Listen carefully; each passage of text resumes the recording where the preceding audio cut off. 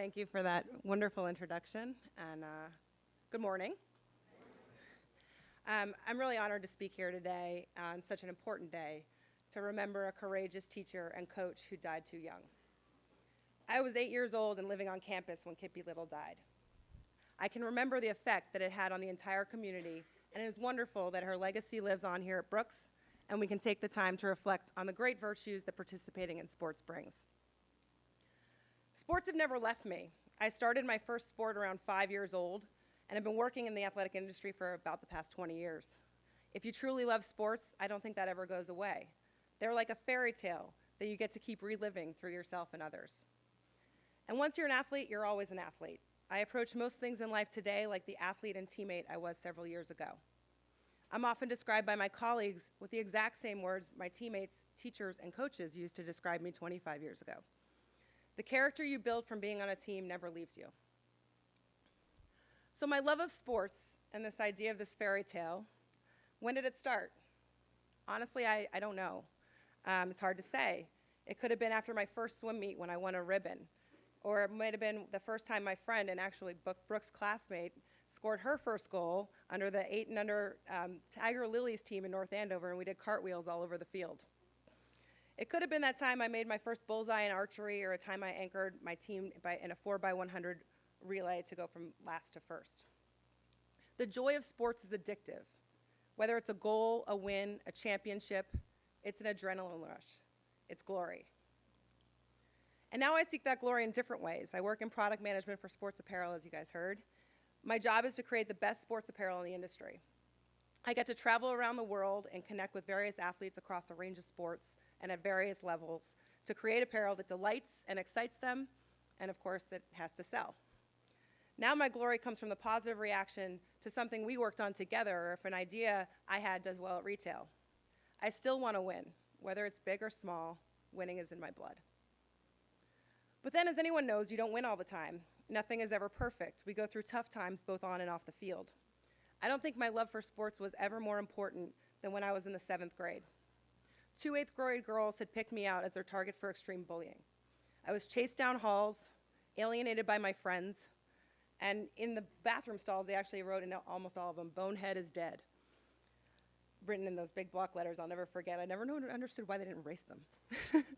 Anyway, I felt alone, confused, and there was nothing I could do to change the situation. But I had soccer, and I had basketball, and I had a team, and I had a coach, and a ball, and a field, and a court. And for hours, I had a place where I could go, where I could grow and excel. Sports brought me acceptance when I didn't feel accepted anywhere else. Now I equate those bullies with bad bosses or colleagues. We all have them. They try and make you feel small or dumb or inadequate because of their own insecurities that could stem from anything, from home, work, life, or whatever. The experience of being bullied and having sports through that tough time taught me that the tough times will pass and to focus on the good. And even if you can't control a good portion of what is dished out to you, you can find an outlet that makes you happy. Think about it for a second. How can you help a teammate going through a tough time, or how can you help yourself? The other thing my love for sports taught me is discipline. During my time at Brooks, I played 3 varsity sports, and I also played club soccer and AAU basketball. Needless to say, it was a pretty busy time. I learned so much about productiveness and prioritization. My first 2 years at Brooks, all I cared about was sports. After having a tough time in middle school, playing sports was the one thing that made me happy, and I was good at it.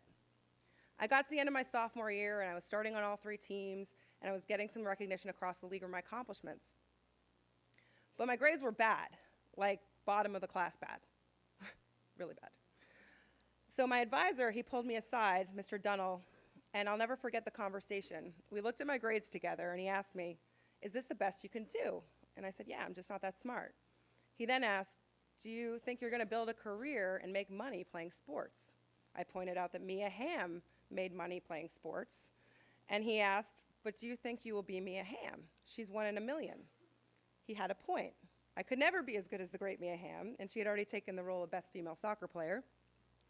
Even now, most pro female athletes have to take second jobs or be supported by their parents to play.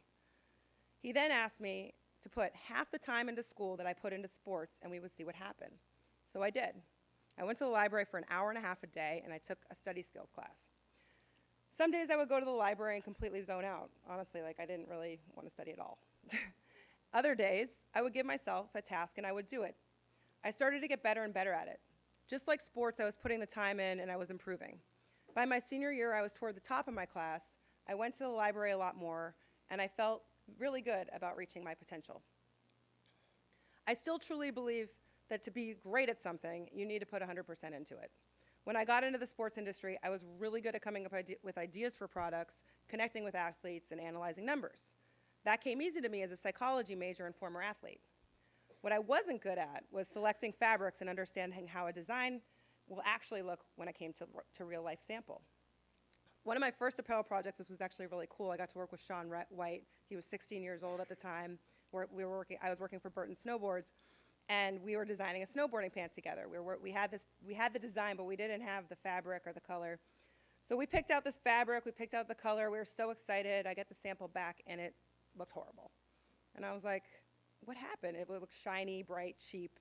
And I learned that like fabric and color look different in small blocks and on paper, so you really need to visualize how it's going to look in a big, actual sample in real life. It takes time, experience, and discipline. So I had to work harder in that particular area. You aren't paid solely to focus on the things you like when it comes to and what comes easy to you. Now I actually love fabric and color and have other things that I'm working on to improve my quality of work. I mean, you just have to ask yourself, what do you want to be great at? What means the most to you? And you go after it.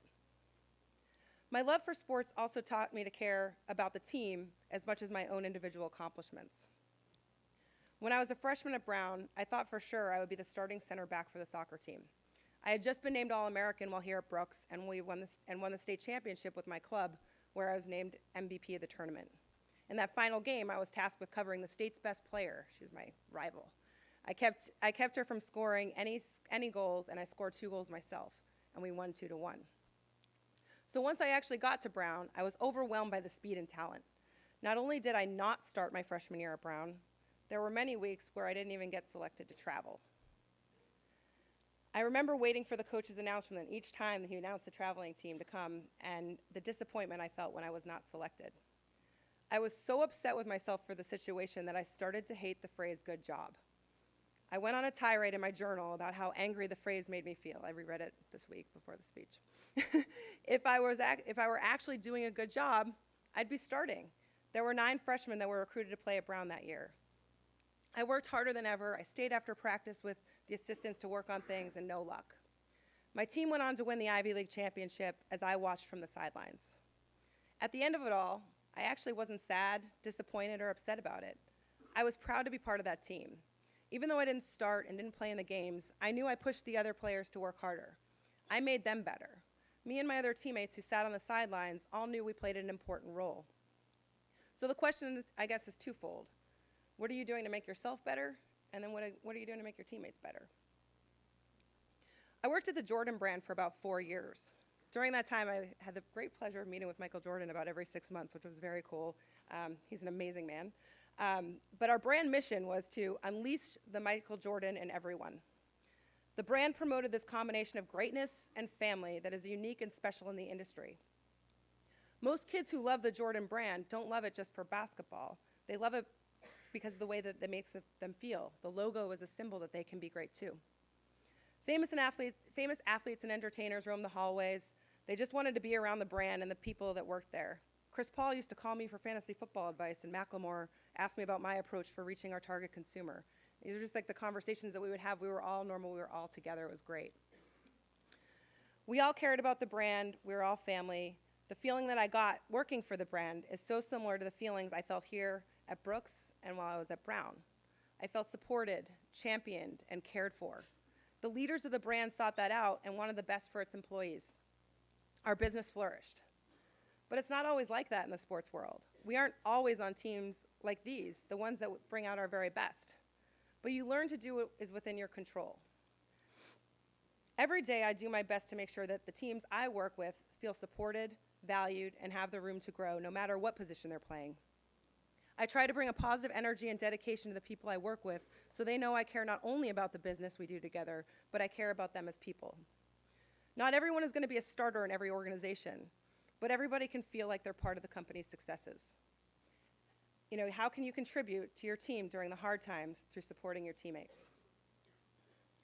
2 weeks ago, the Notre Dame women's basketball team had an absolutely remarkable NCAA championship. They won off the heroics of two amazing shots by Arike Agumbale. To me, Arike's performance and Notre Dame's season represents all we love about sport.